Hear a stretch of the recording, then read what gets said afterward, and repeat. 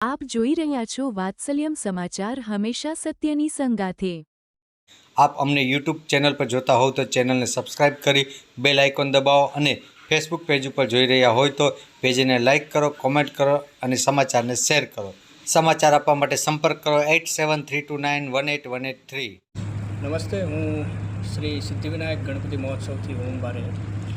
છેલ્લા 16 વર્ષથી અમે ગણપતિ મહોત્સવનું આયોજન કરીએ છીએ અને અમારો ગણપતિ મહોત્સવ 17મા વર્ષમાં મંગલ પ્રવેશ કરી રહ્યો છે।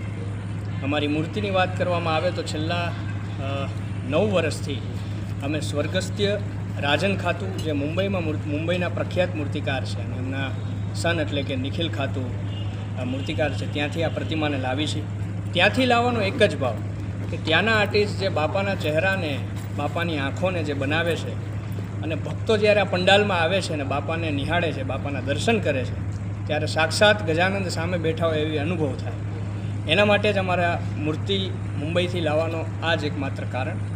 અને ખાસ કરીને આજ વખતેનું આયોજન એક રાજાધિરાજનો મહેલ લાગે એ ટાઈપની આજ વખતે થીમ લઈને આવ્યા છે। ગયા વર્ષેની વાત કરવામાં આવે તો જંગલ થીમ આપણે રાખી હતી અને ખાસ આજ વખતે સમગ્ર જેટલા પણ દર્શનાર્થીઓ આવે છે એમને ખાસ એટલું કહેવું છે કે આપ સૌનો એક સહયોગ જોઈએ છે અમને। બની શકે તો 4 વ્હીલ લઈને ના આવવું, બની શકે તો 2 વ્હીલ લઈને દર્શન કરવા આવા બાપાના। અને જ્યાં સ્લોટ રાખ્યા છે, જ્યાં પોસ્ટરો માર્યા છે કે અહીંયા જ 2 વ્હીલરનું પાર્કિંગ, અહીંયા જ 4 વ્હીલરનું પાર્કિંગ ત્યાં જ કરવું, એસપી રોડ ઉપર પાર્કિંગ કદાપી ના કરવું। કારણ કે એસપી રોડમાં જ્યારે ટ્રાફિક થાય છે ત્યારે ઘણી બધી સમસ્યાઓ થતી હોય છે, કોઈને પણ ઇમરજન્સી હોય છે તો એ ટ્રાફિકમાં એ સલવાતા હોય છે। તો બે હાથ જોડીને દરેક લોકોને ખાલી એટલું જ કહેવું છે, જ્યાં પાર્કિંગના સ્લોટ રાખ્યા છે ત્યાં જ પાર્કિંગ કરવું, એસપી રોડ ઉપર જરા પણ પાર્કિંગ ના કરવું।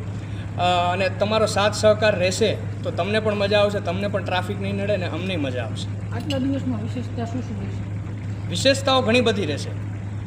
વિશેષતાઓની વાત કરવામાં આવે તો જ્યારે તમે પંડાલની અંદર આવશો ત્યારે જ એક અલગ અનુભવ થશે। આજ વખતે બેકગ્રાઉન્ડ છે એ તો સિક્રેટ છે, 27 તારીખે દરેક લોકોને જોવા મળશે। અને સાથે અમે વૃક્ષો પણ આપવાના છીએ, જેટલા ભક્તો આવે છે અમુક એવા દિવસો રાખી છે જ્યારે અમે વૃક્ષો એમને આપીએ છીએ અને એક સારો એવો મેસેજ પાસ આઉટ કરવા માગીએ છીએ, સેવ ટ્રી, સેવ એન્વાયરમેન્ટ। 27 તારીખથી 6 તારીખમાં કોઈ અનુભવ છે? ઘણા બધા રાજકારણીઓ, ઘણા બધા ગુજરાત ઇન્ડસ્ટ્રીના લોકો હર વર્ષે પધારે છે, પણ આ વર્ષે પણ ઘણા લોકો ગુજરાત ઇન્ડસ્ટ્રીના લોકો પધારવાના છે। સ્થાપના 27 તારીખના રોજ સ્થાપના છે અને આરતીનો ખાસ આપ સૌને સમય કહી દઉં કે આરતીનો સમય રાત્રે 7 વાગે છે। 7 થી 7:30 એક આરતી હોય છે, 9 થી 9:30 બીજી આરતી હોય છે। 27 તારીખથી 5 લગી આ રૂટીન રહેશે અને 6 તારીખે ભવ્યથી ભવ્ય વિસર્જન રહેશે। અને ખાસ આપ સૌને બીજી એક વાત કરવાની છે। ગયા વર્ષે અમે કીધું હતું કે શ્રી સિદ્ધિવિનાયક દાદાને અમે મંદિર બનાવીએ છીએ, શ્રી સિદ્ધિવિનાયક ફાઉન્ડેશન દ્વારા સ્થાપિત મંદિર કરીએ છીએ। જડેશ્વર મહાદેવની બાજુમાં, ભંગેશ્વર મહાદેવની પાછળની જે જગ્યા છે ત્યાં શ્રી સિદ્ધિવિનાયક દાદાના બિરાજમાન કરીએ છીએ। આ શ્રી સિદ્ધિવિનાયક ગણપતિ મહોત્સવનું એડ્રેસ છે એસપી રોડ। જ્યારે તમે આવશો તમને દેખાઈ જ જશે પંડાલ ને બધું।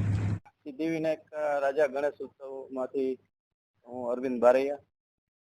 અમે આ ગણપતિ ઉત્સવ 16 વર્ષ પૂરા કરીને 17મા વર્ષમાં મંગલ પ્રવેશ કર્યો છે। તો આ ગણપતિ ઉત્સવ અમે 50 થી 60 મેમ્બર અમારા ગણેશ ઉત્સવ સમિતિ છે। તો આ અમે ગણપતિ ઉત્સવ જે મૂર્તિ છે એ અમે ખાસ તો મુંબઈથી દર વર્ષે લાવી હતી, જે રાજન ખાતુ, સ્વર્ગવાસ રાજન ખાતુ કહેવાય, એમનીથી જે એમના નિખિલ ખાતુ એમના દીકરા છે એ જ મૂર્તિકાર અમારા હોય છે દર વર્ષે। ને આગળ અમે જે આ ડોમનું અમારી એક તો ખાસ આ વખતે અમારી થીમ છે, એમાં જર્મન ડોમ કરીને પહેલી જ વાર મોરબીમાં અમે લાવ્યા છીએ જર્મન ડોમ। અંદર જે થીમ છે અમારી એ આખી ફ્લાવર ઉપર આ વખતે થીમ છે ને અલગ અલગ રોજના કાર્યક્રમમાં બીજો કોઈ નથી રાખતા, કારણ કે રોજનું પબ્લિક 10 થી 12,000 માણસો થાય છે। એટલે એ માણસોને કારણ કે કન્ટિન્યુ રાખીએ તો મેળાનું એટલે થોડુંક બાજુમાં આયોજન નાનકડું કર્યું છે, એ બધા માણસો બહાર નીકળી જાય છે, એ તરફથી આપણે આયોજન કરેલું છે।